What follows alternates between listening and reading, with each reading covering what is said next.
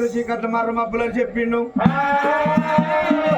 ఉండేలు పన్నడు గోయలు పన్నడు నాగబావులను పంచేసిన పూతలు పెడగొండదయ్యాలన్నాడు.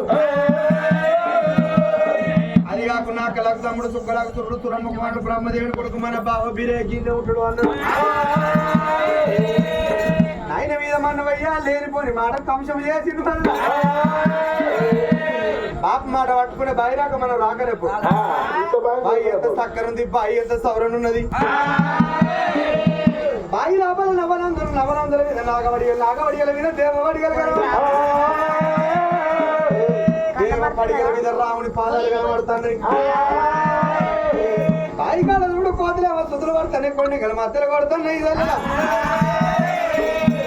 ఈ బావి కాడ మనం స్నానం చేస్తాం కానీ ఒక్క ముచ్చట. మరి ఇక్కడ అటువంటి మన బావిలో స్నానం చేస్తాం. ఇక్కడ గొర్రెకాడు గొడ్డకాడు చేనుకాడు వచ్చి మనలో స్నానం చేయంగా చూస్తాడు. చూస్తే మన పరువు పోతుంది. ఇక్కడ ఈ పాలమాది వృక్షం ఎక్కి ఒక్కసారి గమనాథముని ఎక్కి చూస్తామన్నారు.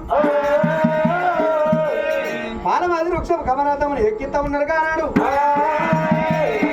ఎక్కిన గమరథమ ఉత్తరం కూడబట్టిన దక్షిణ దక్షి అరకోడు దూర్పుడు రాజ్యం పరమడ బల్లాని రాజ్యం. అటు ఇటు చూసింది గమరథమ ఉడత తారక లెక్క గొంగడి కనబడ్డది అన్నది.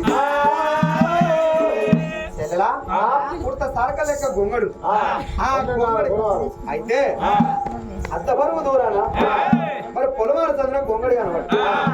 ఆ షేరుగాడు చెట్టుగాడు గొర్రెకాడు గొట్టగాడు ఆడచ్చరకు కుంచెన కుంజిగాడు మంచిగా మానవాడు అచ్చరకు మనం ఇండే స్నానం చేసి వెళ్ళుడే.